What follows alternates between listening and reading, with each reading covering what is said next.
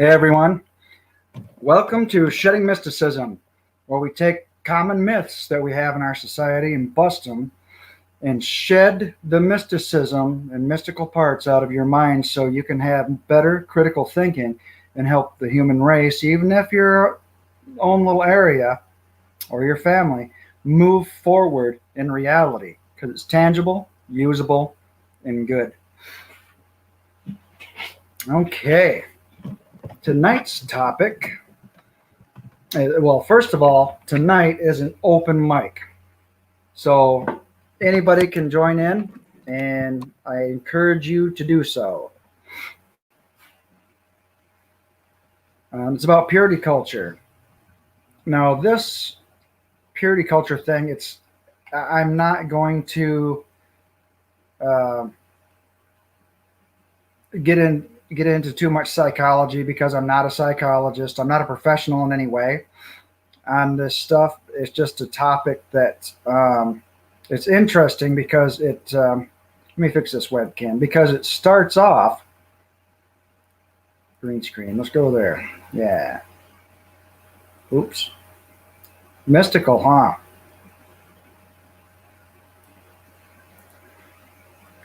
Okay, so I'm not a professional in any way once it comes to psychology or even studying human behavior in societies.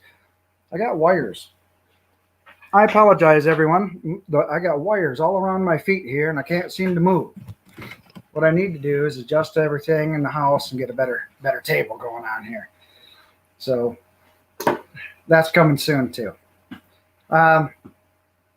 Okay, so the purity culture thing is just I'm going to express my opinion, and hopefully I can get a professional on here to express their professional opinion on what's going on culturally with these values that we all hold. And some people think they have better values than other people. And that justifies, them as being the others. I just know what they're up to because I would never do that. And they got to be up to this and that, and then they're heathens or something. Let's go get them. And this has been this tribalism thing since the beginning of time. It's just what we do as apes. Humans. Most of us are subhuman, I think. Okay. I can only go by my experience and what I have seen and heard in my life. But as far as I know, religion is a big one because it always promotes somebody else as high purple as being the others and wrong and not as pure as we in our tribe are. And it's usually because it's got beat into your head and indoctrinated since you were born. Of that's just how it is, we're good, they're bad, because okay, purple, that's fine, you can come in. Just because that's the way it is, divide and conquer. So if people got together and said, hey, these other people aren't so darn bad, why do we believe this? And the ones in society that are purely ignorant about these things, they could get people with some sense into them saying, hey, you don't have to hate people just because they're slightly different than you. We're all human beings. You don't need to be bigoted, racist, whatever, hateful towards another human being because your psychology has taught you that you're the only way to be. This is your life, that it's better than the other guy and they're just up to this or that. Well, have you talked to the other guy?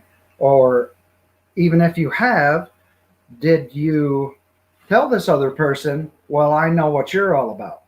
Because I've run into this in purity culture standards too. Being an atheist, and all that means, once again, is just not believing in a God or gods. That's it. Answering one question. Everything else is pretty, pretty similar to what just about everybody believes, so far as your basic values and things like that in life. Don't kill each other, etc., etc. But I've heard the straw man fallacy. That if nobody knows what that is, it is you create a character or a caricature out of somebody based on their mentality, morality, or position or claim. You're saying, okay, this is you, and it's a little man made out of straw that say, okay, now this is how you're wrong, and you can easily knock it over. Now look at me, I'm intellectually and morally superior than you somehow. That is a straw man fallacy. And people do this to each other constantly. Well, you're just one of them, and here's your position. I've actually heard people tell me, no, this is what you have done in your life, and this is what you think. Literally, this is what you think. Has the building dropped on your damn head? What kind of dumb shit is that? No, you don't get to tell other people what they think. You don't know. Nobody knows that shit. None. Not unless the person, comes out and actually says something. This is what I think about this particular topic, and here's my position or stance on it. And then you can say, I disagree, but you can't say, well, you're immoral because I think you're up to this or that. You're just being an asshole towards somebody else just so you can feel special about yourself. And it's usually because you don't have shit. And you're afraid of the other person. So then you have to make this caricature about them so you can feel good about yourself and strong and morally and, ethically better. And for some strange reason, excuse me.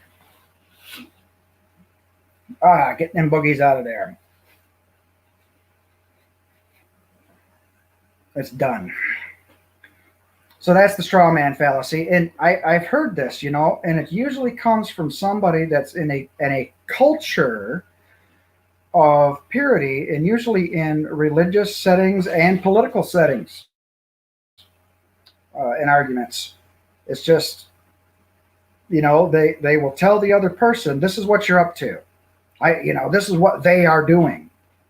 Just like the last 4 years that everybody wants to forget. For some strange reason, there's a big cabal of Democrats ruling the world, and even though they're not the ones who made decisions on destroying crap, they get blamed for it anyways. And apparently they had this great big, child trafficking ring and whatever. I mean, all these other conspiracies that were about them. And it's like, really? You don't see that in reality because they've been told for the past 50 years that it is better to have capitalism because they provide jobs and all that other stuff. And, that's where it's at. And so every poor person, or even mediocre, if you're not one of the wealthy elite that's running everything, you are just some form of embarrassed millionaire, temporarily embarrassed. You can't, okay, I have a median income or I'm a poor person. You can't even accept it because we got this American dream where you can give it that old college try and you're going to get it. Yet all the rules are stacked against you. Guess whose fault that is? Somebody else's, obviously. Not the people you're voting for. It's got to be somebody else's fault because you've been told for the past 50 years, oh my God, socialism, everybody's going to be communist. Yeah, that hasn't come true yet, has it? Yeah, don't touch your Social Security, right? It actually says social right in it. So, and then when it comes to religions and things like that, the reason why people like me are pissed off all the time isn't because we're hateful and spiteful and you're just trying to show the error of my ways of simply existing, and it's because you love me and want to save me. You're cutting me down and calling me every dirty name in the book so you can feel precious and innocent and pure than me. which is absolutely wrong, because just the act of being an asshole towards me is going to do two things. One, you're still the asshole because you're the one messing with me. And two, that pisses me off. And anybody else that you shouldn't be minding their business for them to save them from what? I mean, it's stupid. And we have more. We have a guest. We have Purple Orion with Orange, and they're going to touch base on some more of this stuff. Hi, Purple. Hello.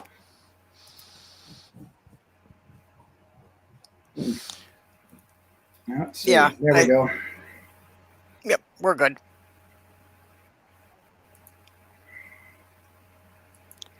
Okay. Yeah, I just started on the purity culture psychology of the tribalism sort of thing. Did Yeah. you want to add anything on that point in the topic? Well, I think that's, pretty much the whole thing, the whole root of the tribalism is, the propaganda to make people feel, that the other group is somehow inferior, and that gives them a right to control them or do whatever they want to them. Right. And it's always about the claims of being superior somehow, and it's usually something that it isn't really a pure thought. It's like a lot of people, and they're salivating to go to war with somebody else. They just can't wait to do it. They get all excited like dogs on leads, trying to get loose. Yeah, well, quite often, they need to make it sound like a moral argument, but most of the wars are usually about resources. So it's like, yes, Yeah. let's, manage to demonize the people next door enough that we can justify going and taking their land. Yep, and everything else too. Oil, gold, diamonds, battery stuff. Whatever it is you need that they've got. Sad. Yep. Yes, yeah, and that's the grand thing. And the thing of it is, they need worker bees, and they need, in order to help them, get those resources and become rich. So they want to create scenarios. And I'm not, I'm going to use 9/11 as an example.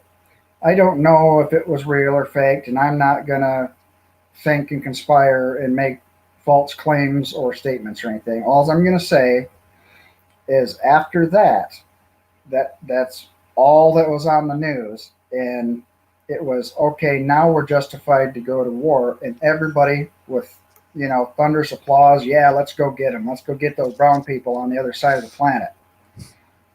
And it was all about the oil. Yeah. Well, they didn't even correctly identify which country the terrorists had come from. We attacked in a different country.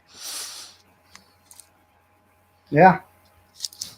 Yep. And then we made up slogans like weapons of mass destruction to add more fear in the public eye. And it's like, okay, this is just silly. And so this is what they do.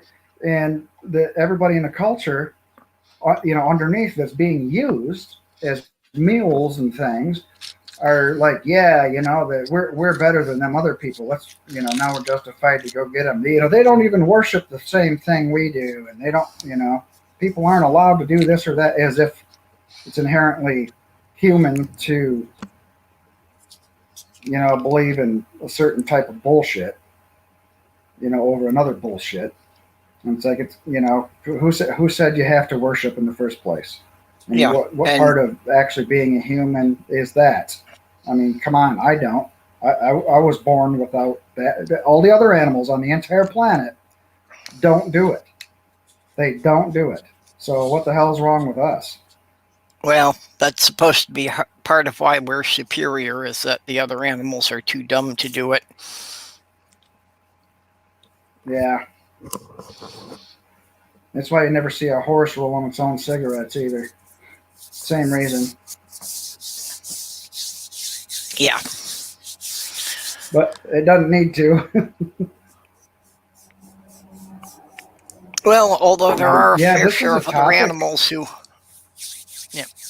yeah, I Go guess ahead. I'm sorry. no, that was going to go off on a tangent. I was just going to say there are a fair share of other animals who will seek out hallucinogenic substances. So Oh yes, they will. people aren't Even the only other ones with primates drug like lemurs. addictions. I'm sorry, what? Yeah, yeah. The lemurs will go after in Madagascar. They got these big old millipedes. The great big jungle ones, and they secrete a type of poison in order to keep the predators off of them.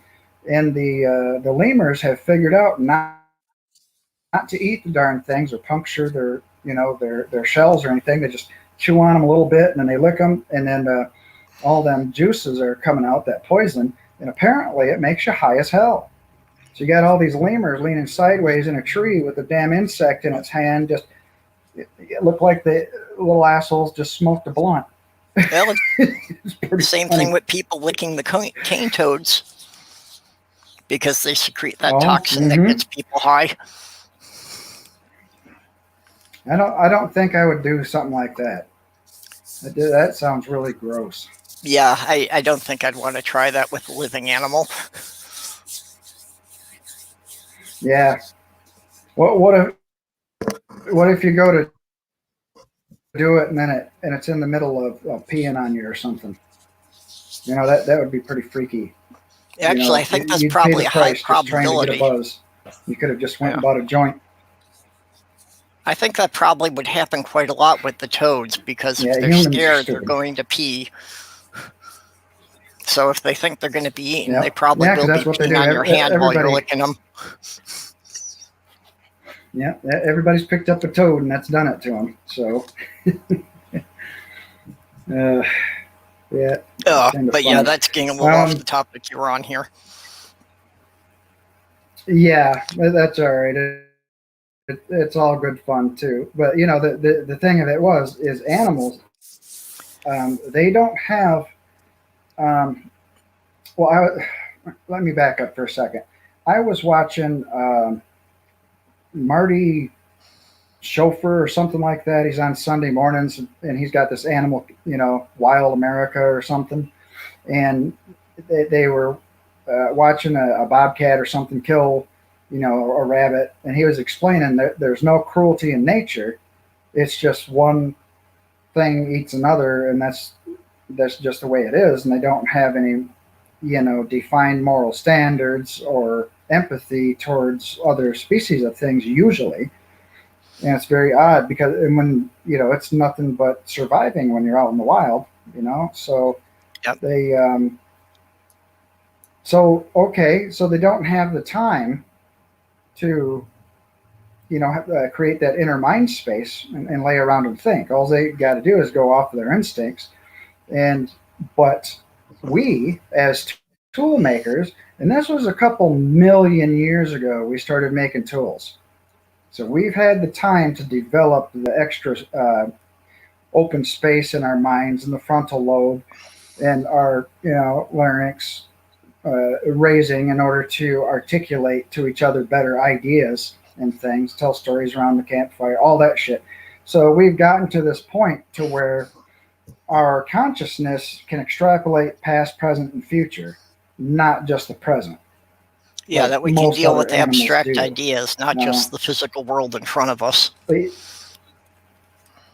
Right, exactly, and we've created ourselves easier ways to have our food, water, shelter, entertainment, and whatever. And so now we have the actual time to do a lot of thinking about a lot of different abstract concepts.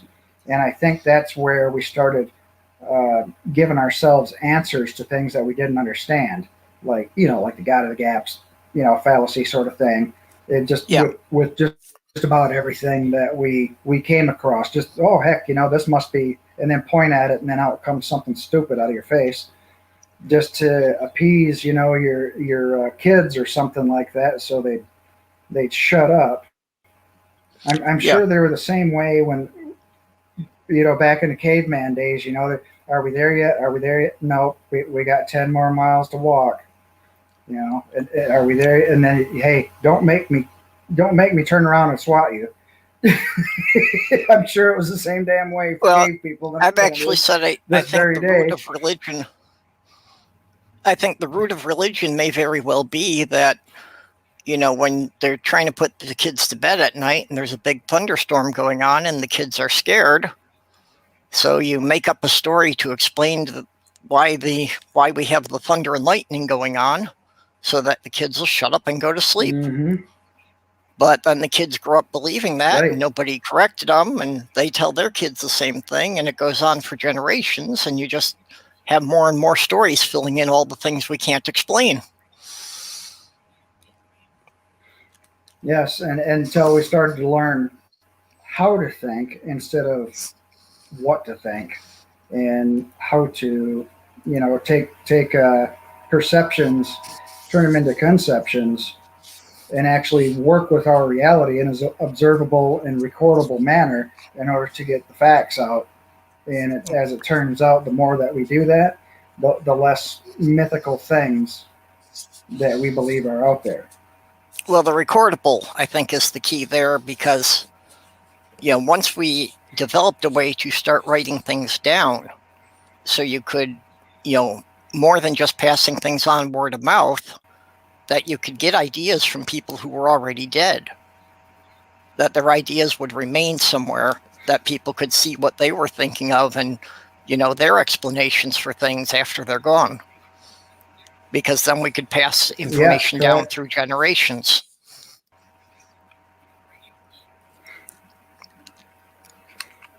Yeah, and there's many forms of that. Not just there's many forms of language. There's paintings, petroglyphs, clay tablets, cuneiform, you know, and then whatever the hell they call it in Egypt, and you know, then it was modern languages, you know, where it went by a line system. Same thing, you know, in China, and then we started actually recording the value trade of like one cow equals three goats or something like that. Yep. And then Well, once even we going recorded back, that, so all the societies would start getting along a little bit better just for trade, you know. even going back, Go ahead. a lot of anthropologists, you know, will say that even the early cave paintings, the murals on the cave walls, may have been not just art. These may have been actually how they were teaching the younger ones to hunt. Mm. Yeah, that reminds me of that Mel Gibson movie where all the kids were in the cave, you know, out there in the desert. Was it Thunderdome? Mad Max Beyond Thunderdome? I'm not sure. And then, you know, they had their little, you know, stick with the, you know, the square roots and everything tied, looked like a television. And then they point it right up there towards one of the cave paintings, and then they start telling a story. And then, yeah, and then we did this, and then, you know, another section of it. So they just went all along, and all the pictures and everything. They told word of mouth stories and everything, and taught, you know, the younger ones where they came from and where they hoped to be. You know, once this guy came and saved them, and sure enough, you know, they did. They all flew away in the movie. Yep. Well, I've also said that I think the difference between a fantasy and a prophecy is whether or not somebody believes in it enough to try and make it come true. Yeah. Some of them are just right out there, just nuts.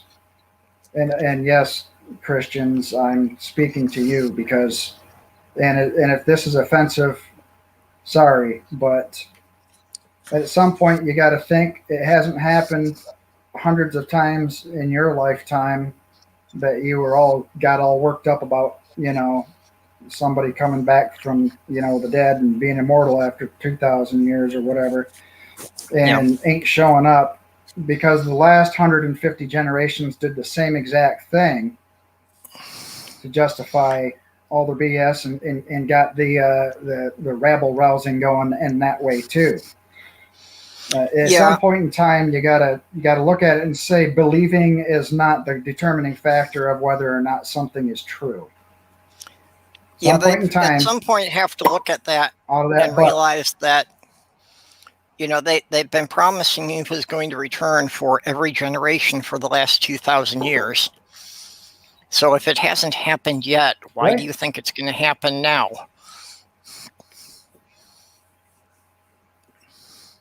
yeah, and it's fading away. The more we understand, just like all the old religions and mythos, because that's all it is a mythos,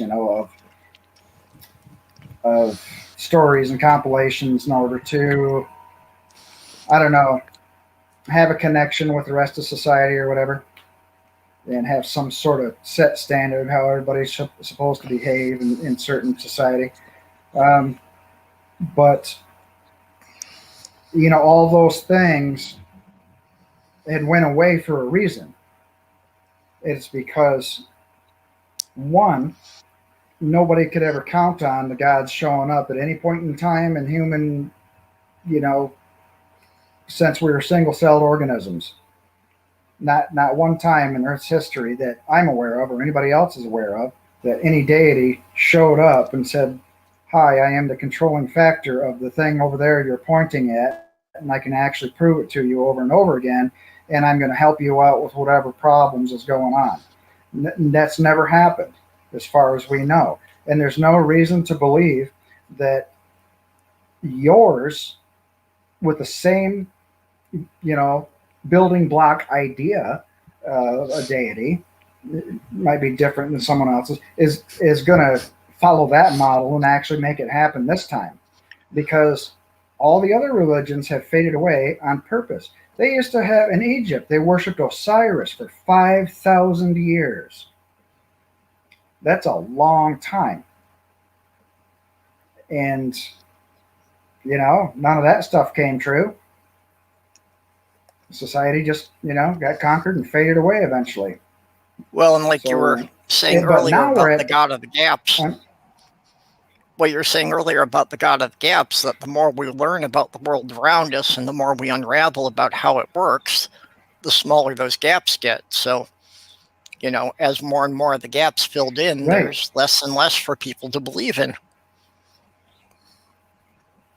And unfortunately, it's coming with a price. Now that we have this misinformation age, everybody wants to get out there and argue about it. It's not so much about the entire. I mean, it is an entire community, pounding on a pulpit or whatever, and saying, yeah, they just don't know because, and then out comes an excuse because the default position is it's real. You're just a bad guy and you couldn't possibly understand it because it's beyond you. And all you got to do is say, nope, I'm looking around right now, and I call bullshit. Don't see one single thing that you're claiming.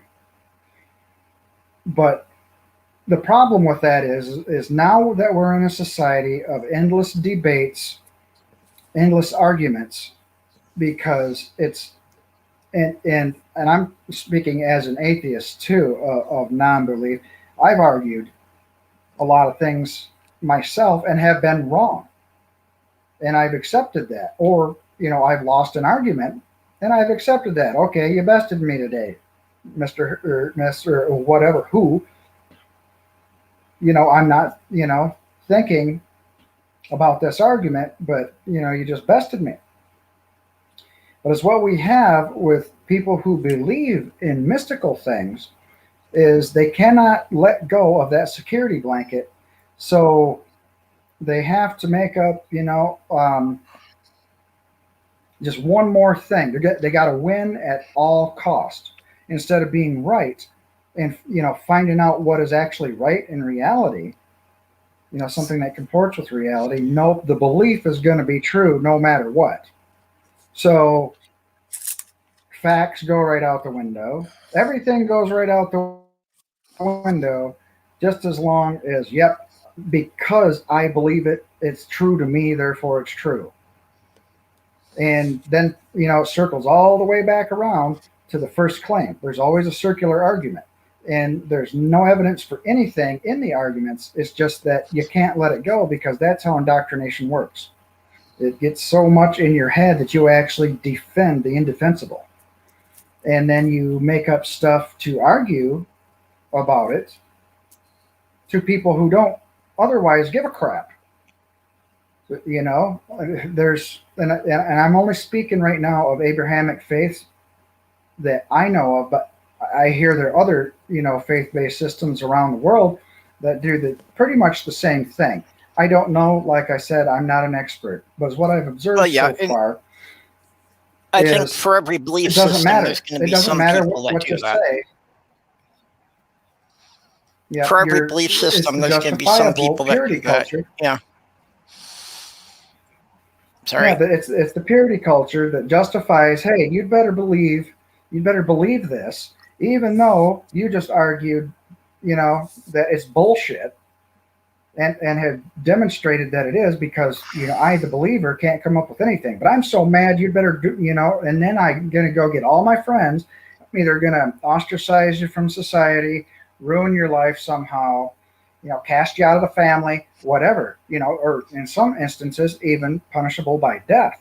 And this is by cultures who cannot let go something that is fake and is not real and try to tell you that reality itself is the thing that's not real.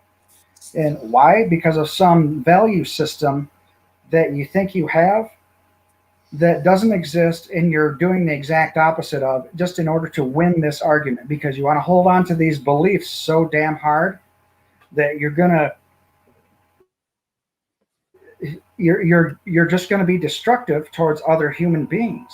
That's all you're doing, just trying to be the superior person. It's always justified somehow, and this is what makes you inferior to people who are minding their own damn business and actually creating value for society. Yeah. Okay, I'm going to let Sam in now. This is Sam, another friend of ours. Hey, you guys. Yeah, it's just the problem with people wanting to be right rather than wanting to find the truth. They don't really want to find out how things really work. They just want to defend what they believe in. Yeah, it's not about the truth. It's about the. I'm usually like. It's about the supposed. It's about the supposed truth. It's not about actual truth. Yeah, that's the nuance that's usually in the conversation. Well, the truth is, and then out comes more claims that can't be backed up.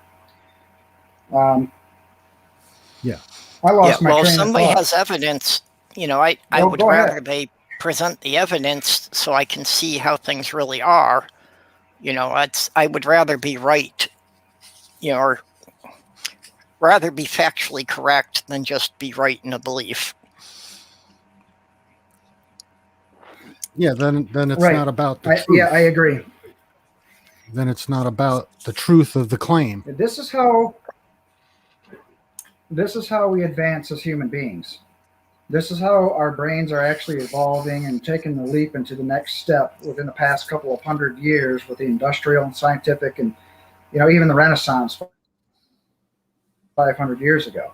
This is how our brains are developing into, bigger and better things that we have today, instead of just, okay, go someplace twice a day, then go back and work on the farm, and then you have some lord of the land owning you. And that's it. We now have this is the modern age, and we have all this technology and everything, and there's the answers are out there, and it's just plain and simple. Life is not that damn hard. We make it hard because we're that damn dumb. We'd rather play make-believe than actually get something done in order to help our fellow humans. Well, going back to what we were saying earlier, that our technology has actually made our life so much easier than it was for our ancestors, even a couple hundred years ago. But, rather than investing all that extra time in actually making sure that we have things correct. We're just spending it arguing about what people believe. Well, I'm Yeah. I'm And I'm the of thing the of it opinion. is, go ahead. Well, I'm of the opinion that there is no argument. I refuse to debate anything that has to do with religion, because the debates they don't get to the crux. They want to debate stuff that you need to first prove the thing that you want to debate is actually exists before you can actually have a debate about whether it's just like there's no proof, but they want to debate the stuff in between what they claim. Yeah.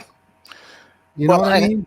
I have been like watching Mhm. Anthony Magnavoss and the street epistemology technique. I can see where that has a lot of value, because that, rather than trying to convince somebody of something that or you believe, is more about getting them to question why they believe what they believe. So if you can get them to question themselves rather than them taking it as you making accusations, Mm-hmm. I can see that you could make some progress with a lot of people that way. Well, if you show I agree. someone's argument to be fallacious, usually they double down. Right.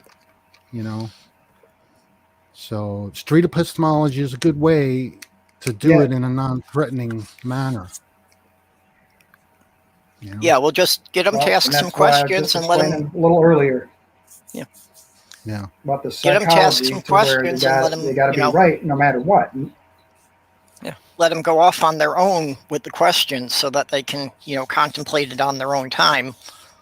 And if they're thinking about it at home where they feel safe, rather than in some public setting where they feel that they're being attacked, the brain process is more likely to get somewhere. Yeah. I'm having trouble with my phrasing today. It's all right. Yeah, me too. I think I haven't drank enough or too much, one or the other. Well, I have a different perspective from those who have been in religion. I was not raised with religion. So I come from a position where it wasn't part of my life, and so sometimes I feel out of place, like I'm the only one who really gets it, but then again,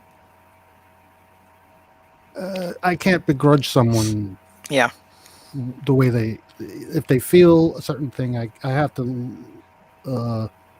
let them feel it, right? I mean, well, we've got a handful of people in our community who were raised without religion, so you're not the only one there. Yeah. I feel I was kind of at a middle point that my family went to church, but it wasn't like no one seemed to make it a priority when I was growing up. Yeah. So, I didn't get it very heavily, but yeah, they did want me to, go to the church school and the CCD classes, but it was kind of half-assed patchwork that I got. No one was serious about it.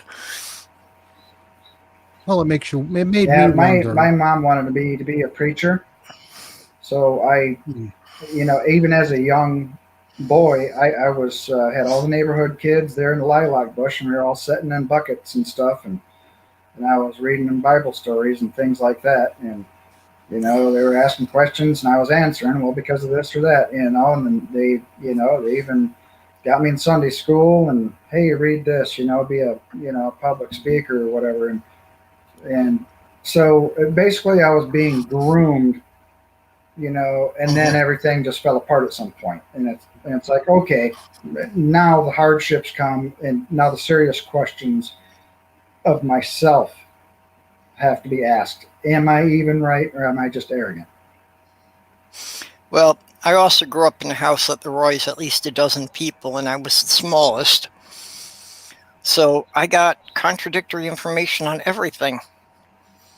So pretty much, unless I could find something verified by some better source, like finding something at least in a book or finding photographs, I never knew what to believe. But I knew that 3/4 of what I was being told was wrong. Yeah, I wasn't. Yeah, you find out you just can't trust everybody. Well, that was not something I experienced in my childhood growing up. I was not lied to. I was not told fairy tales. I was not told to believe things that weren't true. Yeah. You know? Well, for me, it wasn't necessarily that people were lying to me. It was just that, my older brothers and sisters didn't necessarily have good information to start with. So I was getting different stories from each of them, and I didn't know which one of them actually knew what they were talking about. Well, even today, with people who are and have been in the religion for decades, still have conflicting stories. So, well, that's why we've got, so many 2,000 different denominations of Christians. Yeah, I mean, if they were to somehow work together to consolidate their beliefs, maybe people would take them more seriously. Yeah. I mean, I don't know. That they're all reading the same book, but they all come away with different ideas from it. Yeah, well, they should be reading what's written in the book. Too. Well, they should be reading what's written in the book and not saying, well, I'm reading this and it says this. And then something else comes out of their mouth. I mean, just read the words. You don't need to reinterpret what's already written down. Well, like Randy was saying that, there's different translations of it, so they don't all say quite the same thing. And, even the stuff that is translated, it's like the language has changed over a few hundred years. So, yeah, there can be some confusion over what it's actually trying to put across. Right. Well, that's, again, I grew up in a community that was predominantly Jewish. So when I did read the Bible and I was trying to talk to people about it, 4 out of 5 people I talked to had read it in Hebrew and were pointing out all the translation errors.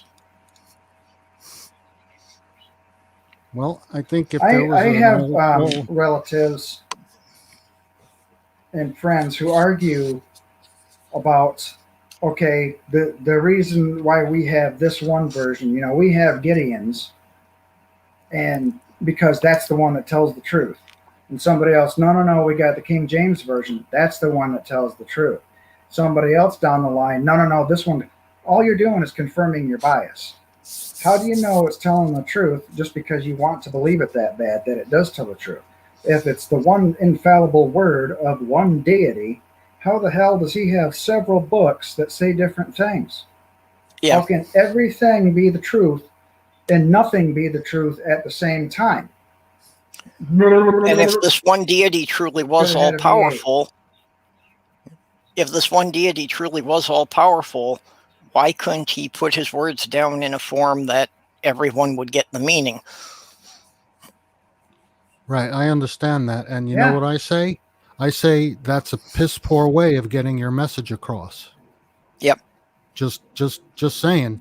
Because if I needed to give a message to anybody, would I write it in a language that they wouldn't understand? And would I give it to a third person to interpret it? And a lot of Christians, if this message was dire message about your eternal life after death or whatever, it sounds like a very important message. So why it should be clear as day to everyone, but it's not. Well, and a lot of Christians say that, God's words are written on our heart, and that's how we have our morality. It's like, well, if he could do that, then why can't he give us all the same understanding of his message? Right. My doctor debunked that.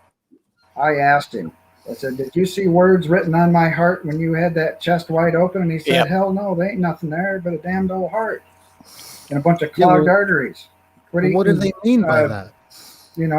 Cakes and shit. What do they mean by that? When they say that, what do they mean by that? It's metaphorical. Well, yeah, And It's it goes back metaphorical. to You're the myth. supposed to have the moral, emotional connection there that everybody inherently just knows, because that's how you were created somehow, to just know these things, like it's just right in your DNA. And there's no evidence of any of that, and it doesn't wash with, the evidence of reality. Well, if it's a metaphor, then it can't possibly be applied to the human body in reality, right? Well, it goes back to the myth Yeah, that this somehow concept. they got somehow that the heart is the center of emotions, that all of your emotions come from your heart. And I don't know where that started, that they thought the emotions come from your heart instead of your brain, but that just goes way back. I think That's it's not where- because you could actually feel it pounding, when Yeah. something drastic was going on in your life. Yeah, if you get excited or if you get Yeah. scared, that your heartbeat changes. Sure. Oh, Yeah, that's easy to see, I guess. I guess so. I hadn't really quite thought of that.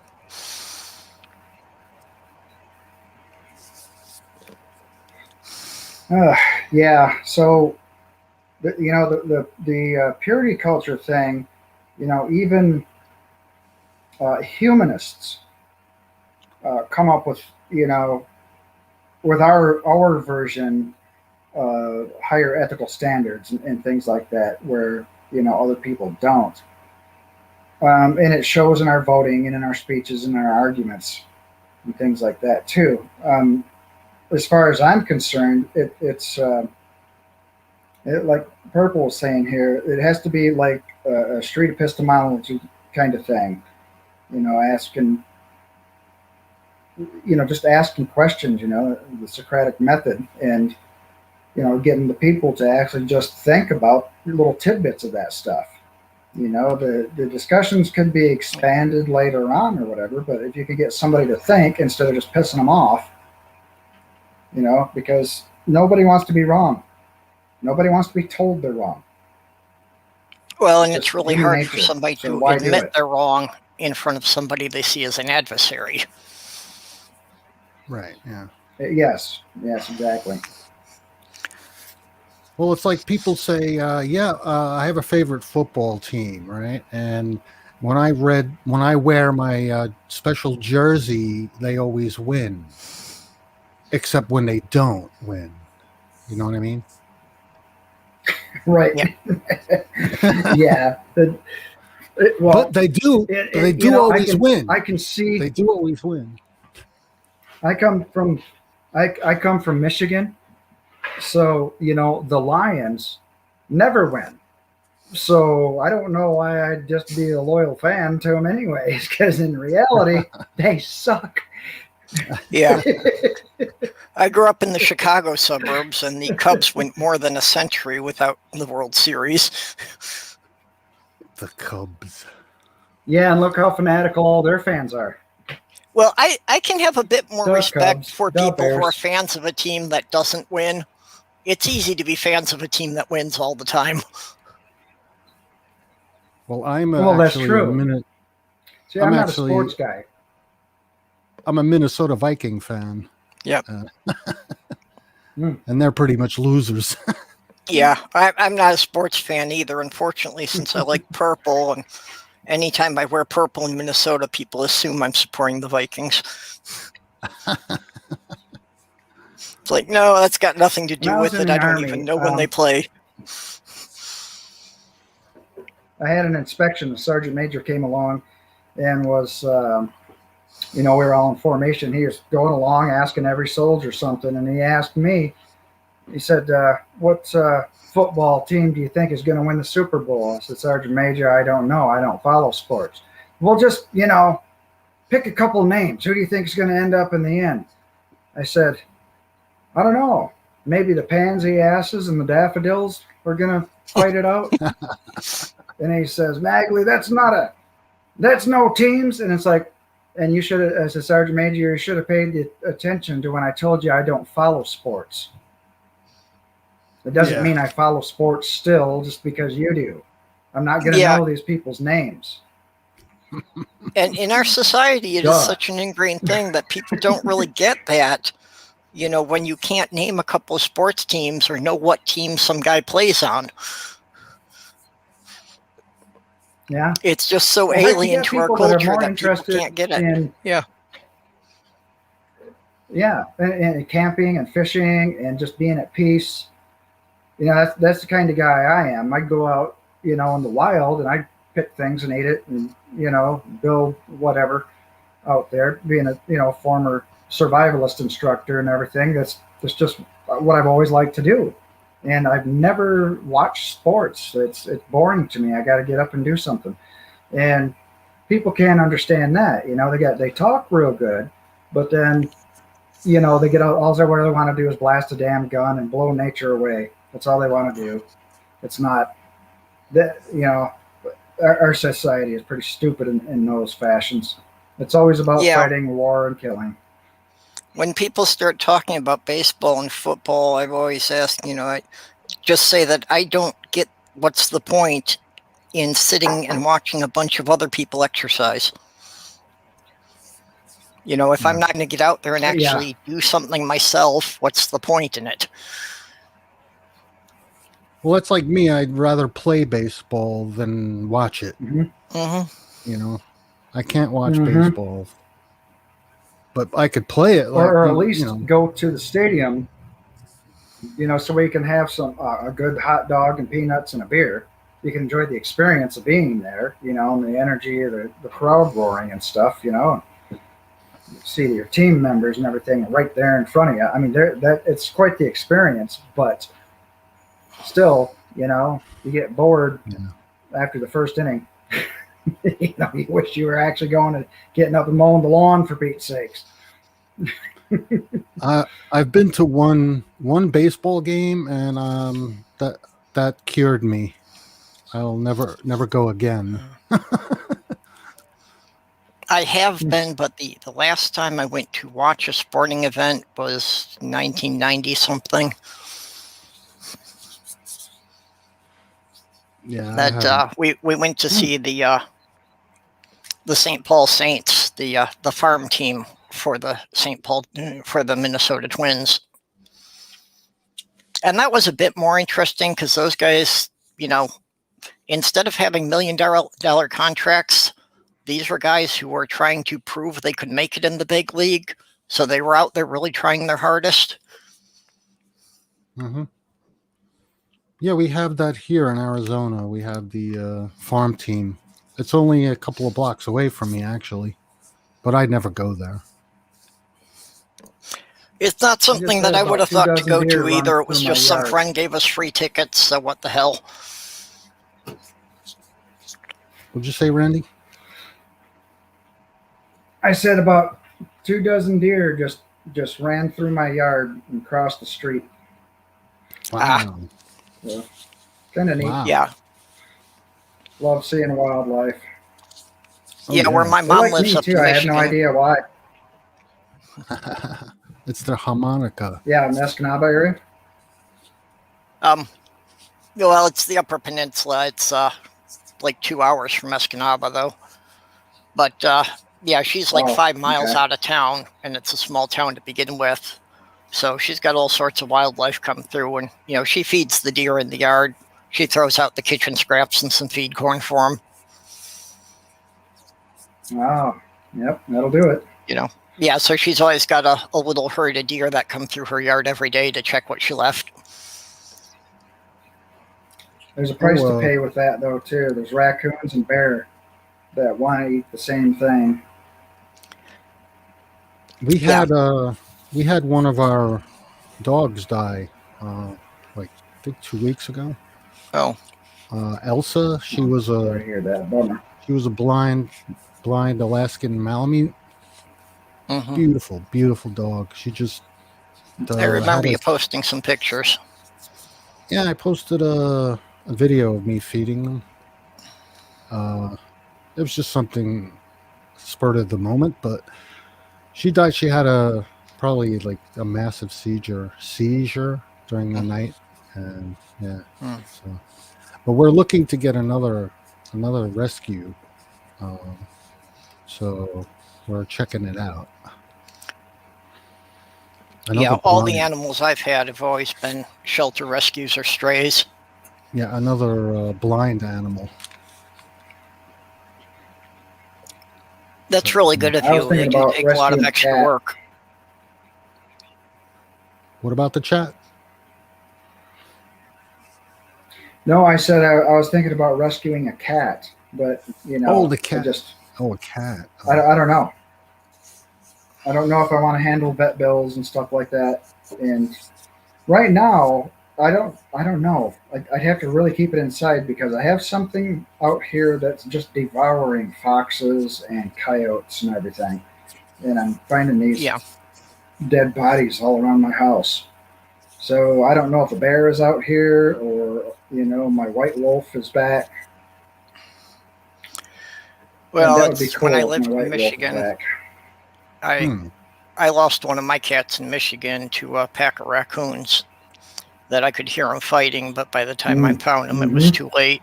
So I think it was like 4 or 5 raccoons ganged up on him. Yep, they will. Well, generally, I think if animals are left killed and left for dead, that's usually not signs of wildlife. It's usually signs of like animals that come outside from inside. You know what I mean? Mm-hmm. So it could be like another cat, a cat that's been killing things. Because generally, I think wild animals, if they kill something, they generally take it away or put it or eat it. Unless it's a territorial thing. See, you know, fur and bones, and that's about it. You know, fur and bones, you can tell what they are. You know, the tail of the fox or whatever, or turkey, or you know, and you know, coyotes too around here. And there's just it's just cycle in nature. There's carcasses. Yeah. And I know I have badgers and stuff out here, and not like our friend from England, but you know, the real ones that are nasty and mean. And North American badgers are very different from European badgers. Yes, they are. And I got one out here that doesn't mind me sleeping on the deer moss next to its hole. I just don't bug it, and it kind of protects me from other stuff that wants to come around and hunt me down. So that's where I take my naps out in the woods. It's just kind of near the nest or the burrow. And it just doesn't seem to give a shit unless something gets too close, you know, in order to attack it or me or whatever. And then it gets pissed off and comes right after whatever's out there. Seeing it chasing coyotes off and everything. I mean, here I am laughing my ass off on my side, just sleeping in the woods, watching a badger run out there and get a coyote that wants to sneak up on me. Fun. It really is fun around here. Well, I'm going to have to go here. I've got to go upstairs and check on the girls. So, okay. Thank you for being guests on the show. Okay. See you later, Purple. Thank you. Bye-bye. Yeah, Purple. Oh, just me and you, Randy. Let's see. Yep, and it's wrapping up close to the hour here too. So I'm thinking about wrapping it up. And all right. You know, the topic is pretty much, as far as I'm concerned, I don't, you know, I haven't invited anybody on this topic. Like, you know, I was thinking somebody like maybe Shannon Q or somebody, you know, a trained, licensed, you know, a therapist or I can't remember what she is. Somebody like that could actually lend insight to the psychology of why people think like this. You know, and then create these entire cultures of, you know, of the, you know, purity standards and the, oh my attitude that, you know, essentially stifles human development and then eventually brings harm to individuals and human rights in society based on authoritarianism. Well, yeah, I don't know anything about that. So, I'll get guests on here and everything to do this stuff. I just, I don't have topics and stuff picked out until maybe a day or two. This is just kind of, I only got a few followers on this channel. So it's just kind of, we're winging it right now. And I'm hoping people come on in and just have open discussions with me for now. Unless I have someone like a few weeks ago, I had Manda on here. I had Junk Shop and Julian explaining the non-binary stuff and the pronouns of they, the duality and singularity, both are the same thing. That kind of fascinated my mind. I needed to know. And things like that, and I'm trying to get Scientist Mel, but she is busier than a one-legged cat trying to bury a turd on a frozen pond right now. So I don't think she's going to come on my show for a while. But that's busy. Well, you just got to keep plugging at it. More good things. Yeah, it's a new channel, But I'm also writing music, doing lessons, going out and trying to do gigs, practicing, and then trying to take care of myself too. And in my I'm not going to complain about my medical BS, but yeah, that's part of it. So life is just pretty busy for me, even if I don't get a job. I'm just constantly up and doing something. That's and, good. It's great. Have you checked out But do you have anything to shill? Do I have anything to shill? Of course. Yes, Alrighty, I do. Go ahead. Yeah, I'm a co-host on the TMI show, which is run by Linda on her channel, A Bit of Tea in Danish, and we air every Thursday during the afternoon hours. Also, I create artwork for anyone who's willing to stick their neck out and contact me and tell me what they're looking for. That's about it. And One Ring 42 play D&D every Saturday with One Ring 42, which is secular D&D. If that makes a difference, I don't know. But that's about it. Yeah, I don't know if it would. No. And I have my own channel also. I have my channel is called GeoSam, and it's all about the graphics program GIMP and how to use it. That's my shill. Oh, okay. That sounds interesting. And thanks, Randy, for letting me come on. Okay. Yeah, not a problem. Anytime. Yep. And we'll have more discussions. Feel free to, join in when I have an open discussion like this and put 2 cents in. Sure. Okay, I'm going to close up now. So I'm going to mute you out, and I will meet you in the, cool. The behind the scenes place. All right. So long, everyone. That's me, not you. Okay. There we go. Okay, everybody seeing this in the future or watching right now, always, think for yourself, question yourself, and question everything, and don't say why, because we're onto that joke, right? So quit it. But yeah, question everything just so you can think. Turn your phone off if you're doing a live show. Just try to think a little bit more. Just try not to be right constantly. What's the price of being right all the time? It's being wrong. Finding out that you're wrong. It's, in some cases, can be harmful, but at the very least, it's embarrassing. It hurts your pride. And it hurts others that you've argued with them on topics that you may have some bias that actually hurts their feelings or their well-being or something. So open that mind up, question everything, shed this mysticism out of your mind, see if something does comport with reality, and think. And everybody have a good night. Be awesome to each other. And we'll see you next week.